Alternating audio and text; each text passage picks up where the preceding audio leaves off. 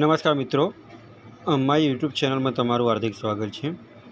મિત્રો, અત્યારે વડોદરા મ્યુનિસિપાલિટી કોર્પોરેશનની અંદર જગ્યાઓ પડેલી છે, જેની અંદર તમારે આ ફોર્મ ભરવા માટે લાયકાત શું માગેલી છે, મિનિમમ ઉંમર શું માગેલી છે,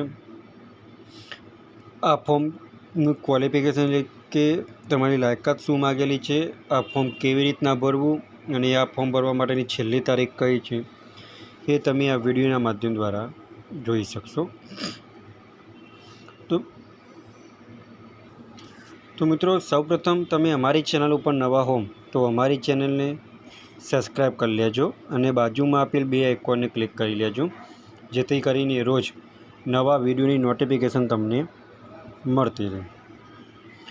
તો મિત્રો, સૌપ્રથમ તમે ગૂગલમાં જઈને marugujarat.in કહીને વેબસાઇટ ઓપન કરશો તો એની અંદર તમને જોવા મળે છે કે વીએમસી રિક્રુટમેન્ટ 2025 એટલે કે વડોદરા મ્યુનિસિપલ કોર્પોરેશનની અંદર જે જગ્યાઓ પડેલી છે એની અંદર તમારી લાયકાત શું માગેલી છે એ તમે અહીંયા જોઈશું અને કઈ પોસ્ટ માટે કુલ કેટલી જગ્યાઓ છે એ પણ આપણે અહીંયા જોઈશું।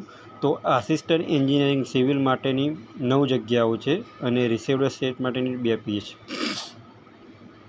પછી એડિશનલ આસિસ્ટન્ટ એન્જિનિયરિંગ માટેની 33 જગ્યાઓ છે, એડિશનલ આસિસ્ટન્ટ એન્જિનિયરિંગ મિકેનિકલ માટે 3 જગ્યાઓ છે અને એડિશનલ આસિસ્ટન્ટ એન્જિનિયરિંગ ઇલેક્ટ્રિકલ માટે 3 જગ્યાઓ છે।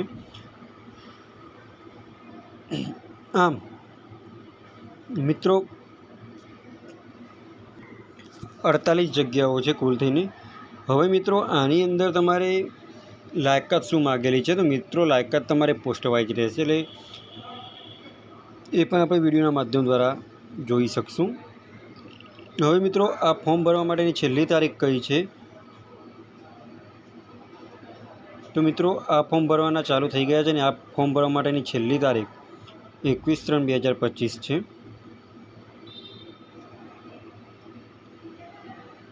હવે મિત્રો, તમારે આની અંદર એપ્લાય કેવી રીતના કરવું? તો એપ્લાય કરવા માટેની લિંક તમને વિડીયોના ડિસ્ક્રિપ્શનમાં આપેલી છે અને એ પહેલાં તમે અહીંયા એપ્લાય અને એ પહેલાં તમે અહીંયા એની નોટિફિકેશન ઓપન કરશો તો તમને બીજી પણ વધારાની માહિતી મળી શકશે। તો અહીંયા તમે નોટિફિકેશન ઓપન કરશો તો અહીંયા તમે બાજુમાં પણ એપ્લાય ઓનલાઈનનું ઓપ્શન આપેલું છે અને એના પીડીએફના માધ્યમ દ્વારા પણ તમે એનો વધુ અભ્યાસ કરી શકશો। આપણે ફોર એક્ઝામ્પલ તરીકે આસિસ્ટન્ટ એન્જિનિયરિંગની વાત કરીએ તો આસિસ્ટન્ટ એન્જિનિયરિંગની ડિટેલ આપણે ઓપન કરીશું તો એની અંદર તમને જોવા મળશે કે એની લાયકાત શું માગેલી છે। તો મિત્રો, તમે અહીંયા નોટિફિકેશન ઓપન કરશો તો એની અંદર પણ તમે જોઈ શકો છો કે આસિસ્ટન્ટ એન્જિનિયરિંગ સિવિલ માટેની કુલ 9 જગ્યાઓ છે, જેની અંદર 5 બી અનામતની છે અને 1 મહિલાની છે, 1 EWS કેટેગરીની છે, 2 સામાજિક શૈક્ષણિક પછાત વર્ગ માટેની છે અને એમાંથી 1 મહિલાની છે અને 1 આદિજાતિ વિકાસ માટેની છે। હવે આની અંદર મિત્રો તમે જોઈ શકો છો કે શૈક્ષણિક લાયકાત શું માગેલી છે। તો અહીંયા શૈક્ષણિક લાયકાત પણ દર્શાવે છે કે BE civil engineering first class સાથે પાસ કરેલું હોવું જોઈએ।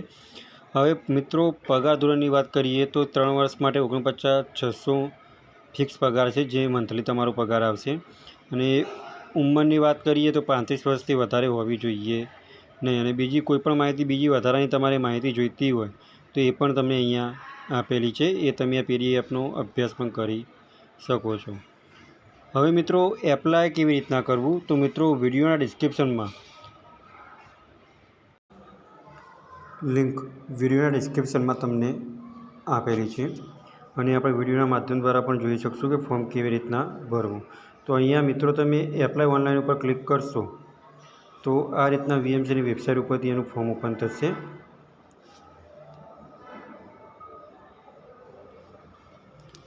તો જેની અંદર તમારે આટલી ડિટેલ ફિલઅપ કરવાની છે, જે લાલ ડોટ કરેલા છે એ કમ્પલસરી તમારે ફોર્મ ભરવાનું છે, જેની અંદર અહીંયા ફર્સ્ટ નેમ છે, ત્યાર પછી તમારા ફાધરનું નામ છે, સરનેમ છેલ્લે છે, એના પછી તમારી મધરનું નામ નાખવાનું રહેશે, ત્યારબાદ જેન્ડર, એના પછી અહીંયા મટીરિયલ સ્ટેટસ એટલે કે તમે મેરિડ છો કે મેરિડ કે અનમેરિડ છો કે અનમેરિડ એ તમારે અહીંયા દર્શાવવાનું રહેશે। એના પછી તમારે અહીંયા કાસ્ટ દર્શાવવાની છે, જે તમે કઈ કાસ્ટમાંથી આવો છો, જનરલ કેટેગરીમાં ધરાવો છો, એસસી કેટેગરી ધરાવો છો કે EWS કે ધરાવો છો। એના પછી તમારે અહીંયા તમારું એડ્રેસ લખવાનું છે અને અહીંયા એડ્રેસ તમારે permanent address same to same અહીંયા દર્શાવવાનું રહેશે। આટલી માહિતી ફિલઅપ થઈ ગયા પછી તમારે અહીંયા તમારી એજ્યુકેશન ક્વોલિફિકેશન દર્શાવવાનું છે, જે તમારે 12માનું છે, એના પછી તમારે એડ કરી જવાનું છે. 12મા પછી તમે જે લાયકાત ધરાવતા હોય બધી એડ કરી જવાની છે તમારે અહીંયા.